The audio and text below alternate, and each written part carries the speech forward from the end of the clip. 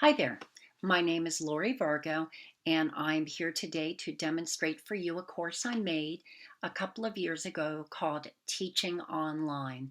The purpose of this course was to be an introduction to faculty members who might be interested in teaching online to see what skills they have and if they would be a good fit for teaching online.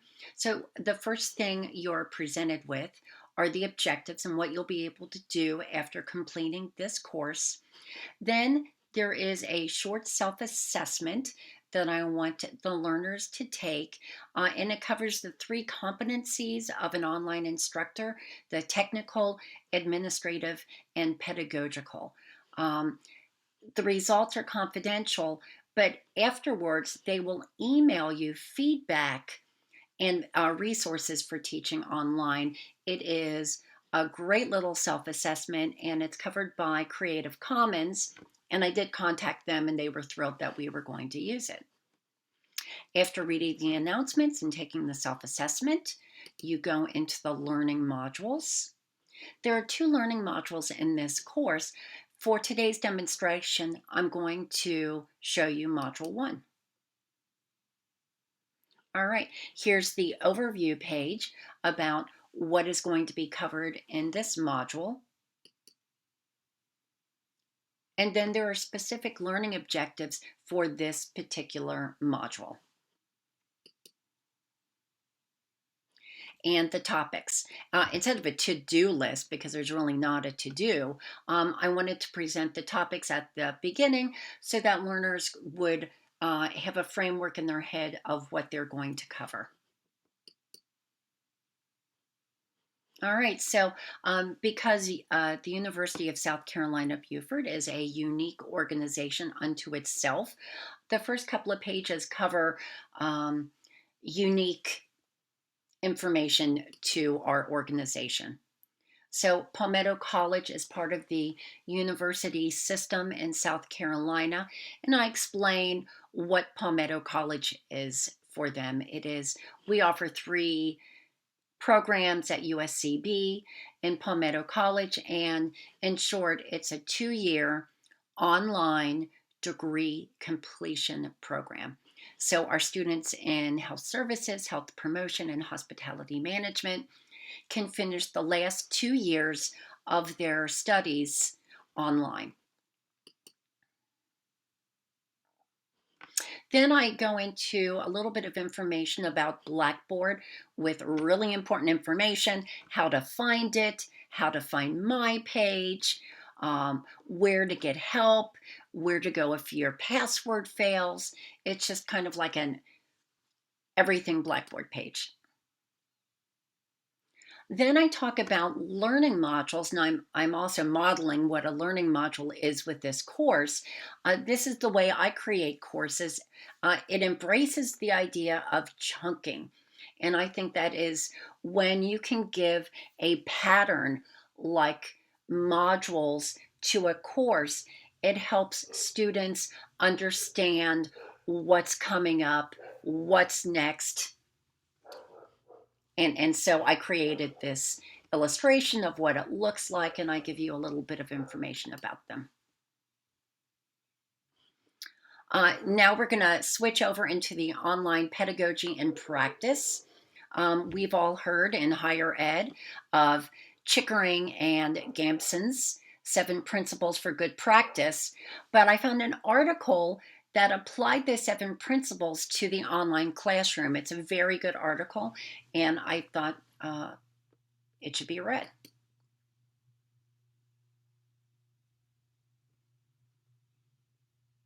A framework that I embrace is called the Community of Inquiry. I found this flash online that does a really nice job of taking that conceptual concept and giving it an image. So there are 3 presences in the Community of Inquiry: social, cognitive, and teaching. The definitions of each one is down below. I thought it might be helpful if the colors matched the concepts, so I continued that down the page. Then I wanted instructors, would-be instructors, to have an idea of the benefits and challenges of teaching online. I have found that even at my most persuasive, instructors, faculty would rather hear from themselves. So I found these videos, faculty from a university talking about their experiences, and they are dead on. Next, we talk about tips for online learning. And in my opinion, these are the three most important things you need to do to get started. Become familiar with the technology in your online course. Use the medium to your advantage. There's a lot of things that you can do in the classroom, but there are several unique things that you can do in the online world. Know what they are and use them. And the number one thing for me, as always, is keeping connected with students. Even though it's online and the physical distance could be great, instructors need to work hard to create a bond and a relationship with students. Because if students aren't involved in your class, you're going to lose them and they're going to drop. So you want to connect, like it says, connect with your students early and often.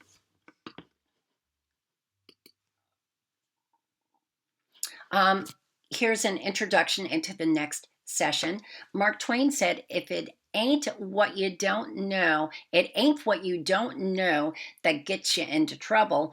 It's what you know for sure that just ain't so. So this is the part of the course that talks about some of the myths of online learning. And number one is teaching is teaching. So people feel like if I'm a good instructor in the classroom, it is very easy to take those skills and teach online. Those of us in the field know that that is not true. And you can use some of those skills, but you need another set of skills to be successful in online. The other myth that I've encountered is teaching online is all about the technology. And once you set up your course, it just runs itself and you just watch it. Well, that's not true either. I think you spend more time teaching in an online classroom than you do face to face. So it does not, your course does not run itself. Here's another checklist I found for assessing online facilitation, where Community of Inquiry had 3 basic roles for instructors. This one has 4, but it's basically the same. But what is cool is that it's got a checklist week by week for instructors. So it's kind of like a task list. It's a very nice tool for new instructors. At the University of South Carolina, our library has a lot of resources that are available to students and faculty teaching online, and I wanted to connect them to some of those sources. I also worked with a reference librarian, and we created a library quiz as a way to get instructors into the library website and looking for some information.